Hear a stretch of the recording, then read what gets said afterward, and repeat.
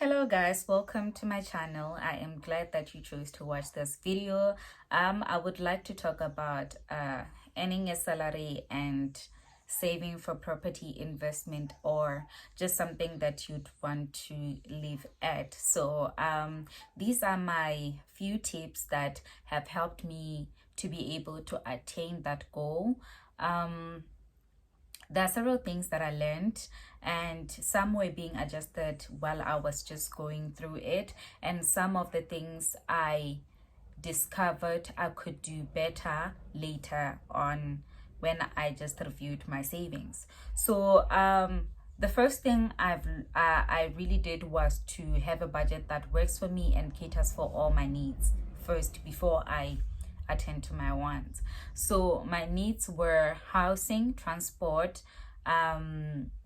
electricity, water, and food. Those were my 5 needs because I already had clothes.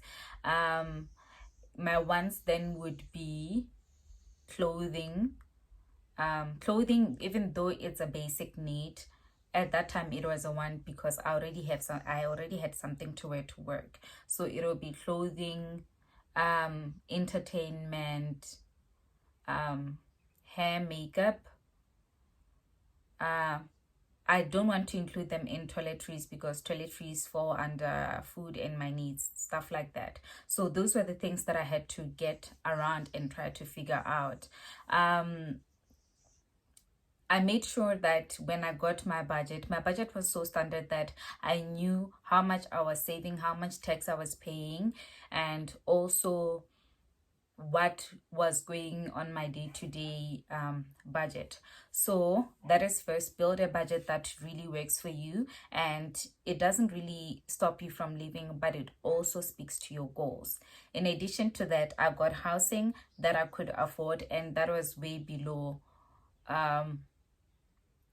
the standard based on my salary. So I chose a house that is very small.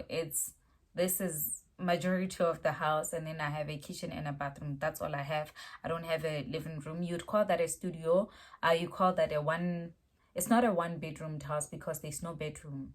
So yes, try to get housing that works for you. Some people prefer to share in order to cut down costs. I don't like sharing a space. I did that in varsity, but it wasn't the best thing for me. So for me, I would rather live in a very, very small, tight space, very, very small, than to share a space. So choose housing that works best for your budget, and that allows you to save majority of your money. Also, try to avoid debt. One thing I realized is that once some people start working, they get themselves into little debt, like buying furniture on hire purchase. Is it hire purchase or what? I think it's hire purchase. Buying furniture like that, deciding to get a loan, maybe to buy a car, something that I feel like it depreciates, or just doing a lot of things that could land you in debt. When I started, I made sure that I only kept my living to what I could afford. So I did avoid borrowing money. I don't like borrowing money as it stands, so it was easy for me to be able to avoid debt. I bought my bed first, and then I bought my fridge, and then I bought my washing machine. All of these I was saving for while saving for my property as well. So I did not want to go to a store and then buy something on credit. So that's what I did. Also, I took note of my household expenses. Like, there are some things that will not change month to month. Every month, you know that your rent, its standard is this much, your water you pay this much, your electricity you spend this much, your food you spend this much, and transportation it's that much. So be aware of how much you need to run your household, and also how much you need to be saving on a month. So also, one thing that could help you is to automate your expenses. If it's your rent, automate it to be able to send it to your landlord maybe a day after you get your salary. Automate your savings as well. I would say those are the two things that I'm aware that you can automate based on the bank that I'm using. And then water, electricity, I think those are standard things, especially if you're living alone.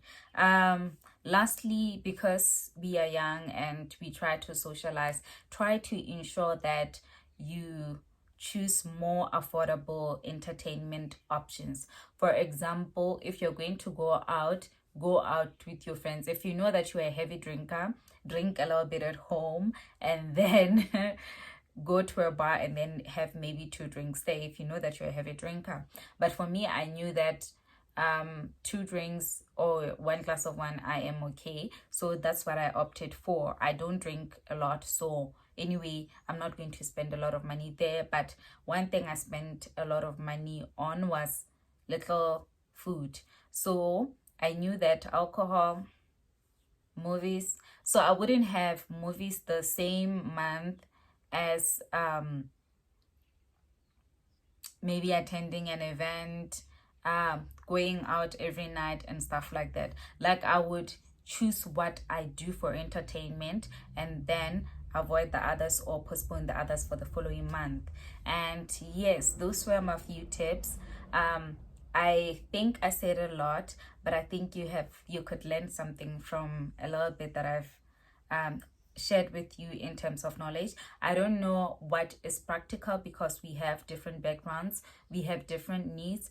But if you are not a breadwinner where you are, if you are just starting out, no loans, no nothing, I'd suggest that these are some of the tips that you could start with and slowly build your savings and your investment portfolio just by taking it a day at a time. I hope you enjoy the rest of your day or night, whatever time you choose to watch this. So bye.